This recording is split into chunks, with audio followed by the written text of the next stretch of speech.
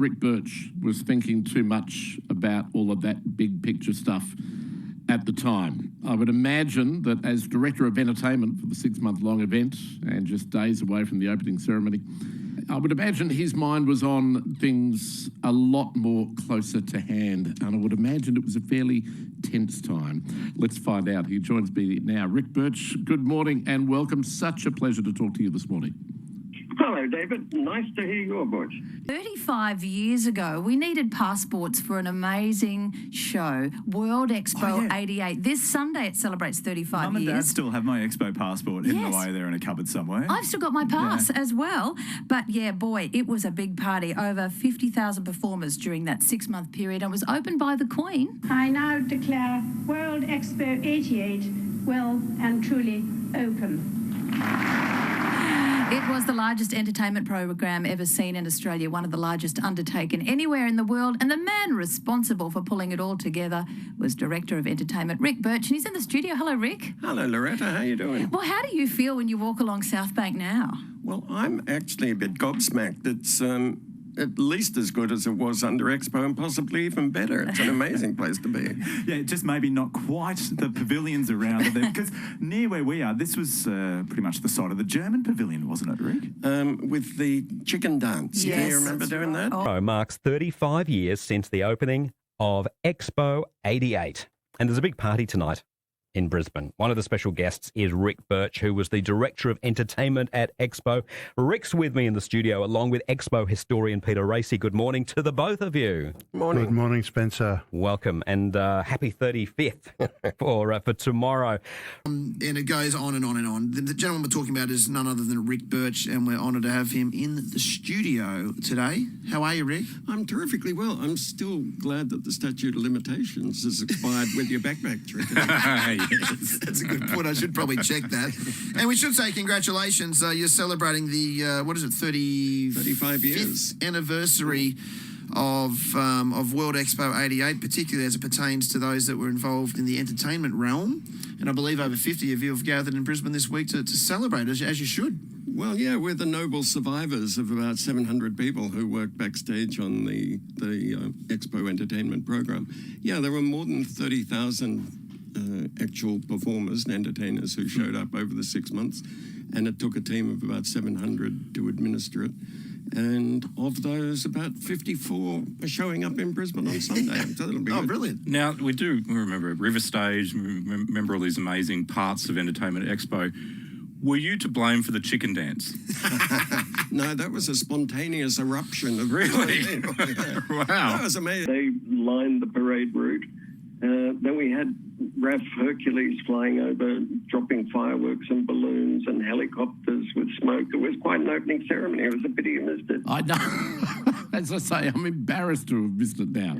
But I was there. I hoped it would be. The idea was to create a place where Brisbane would come to enjoy itself, and as Salou said at the time, it was the happiest place on earth, which it tended to be, particularly around the Munich beer hall, if you remember. I was too young. No, I was too young. Too young for the chicken dance. Yes, I was. But Karen Williams used to dance the chicken dance, the now Mayor of the Redlands. That's what she was doing at the time. It was probably part of her qualifications for the job, I imagine, because there were very many Brisbane voters there. But the idea was, to create a place. And in fact, I think the current South Bank is carrying on the tradition a bit. It's a great place to walk. I mean, I haven't seen anything like it anywhere else in the world. I think it's one of the great precincts, and Brisbane should be very proud of it. I agree. And I hope you all enjoy it, because it has carried on a little bit of the feeling of Expo. Yeah. Minikin was the general manager for Expo, and he came over to Los Angeles, which was actually Channel 10 was covering at the time. So if you got your media there you go. things with Channel 10, there was a link then. Anyway, Bob said, would you like to do Expo 88 entertainment? And it seemed like a good idea. And he said, one of the things is we have to make sure there's a very high repeat business, because he said no one's going to come from overseas specifically to see an expo in Brisbane, so it's going to be all domestic. So he said you've got to come up with an entertainment program that brings people back night after night. And I think it worked, but that's why we had the kind of entertainment plan that we did. There were 8 or 9 venues, plus what we call the walkways. And my deputy is a lady named Barbara Absalon, still here in Brisbane, and putting our get-together for Sunday night. Barbara put together a program of walkways performers, and wherever there were queues or groups of people outside pavilions filling in time, the walkways would go and entertain, and that was a very important part of... Birch is here. He's best known for those Olympic Games opening ceremonies, but we're going to talk about Expo. 35 years ago tomorrow, Expo started. Peter Racy's with me as well. He's an Expo historian. Rick, how big a project was that for you as Director of Entertainment? That's not a 3 or 4 hour show. That's a 6-month show. Yeah, in many ways, the thinking was the same. I mean, I assembled a group of producers, creative people, to come up with each element within the Expo entertainment plan.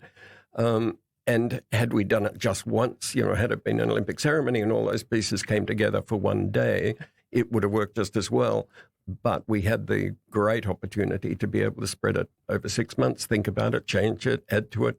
And the whole premise from the beginning, which Bob Minikin, the general manager, articulated to me, was to encourage people to come back to Expo more than once, because the domestic audience was going to be the major audience, so we had to give them a reason to come back, and entertainment was that reason. Actually, if I could just squeeze in one last question, Ric Birch. When you think back on it now, 35 years ago, and you've done a lot, but when you think back on that time, that 6 months of Expo 88 in Brisbane, what are the standout? What would one of the most standout memories be for you from that time? What comes to mind? Well, Salou described it at the time as the happiest place on earth, and I think for once that wasn't an exaggeration. My favourite memory actually is on opening ceremony night. We had an F-111 fighter bomber from RAF Amberley come overhead and do what they call a dump and burn, where they dump raw fuel into the afterburner and it leaves a very satisfactory trail of fire through the sky, about 50 to 100 feet long. And I was sitting with a very good friend of mine who was working with Channel 9 at the time, and he was facing the direction the plane came from, and his mouth opened so wide that food fell out of it as the plane came towards him. He'd never seen anything like it and thought it was the end of the world.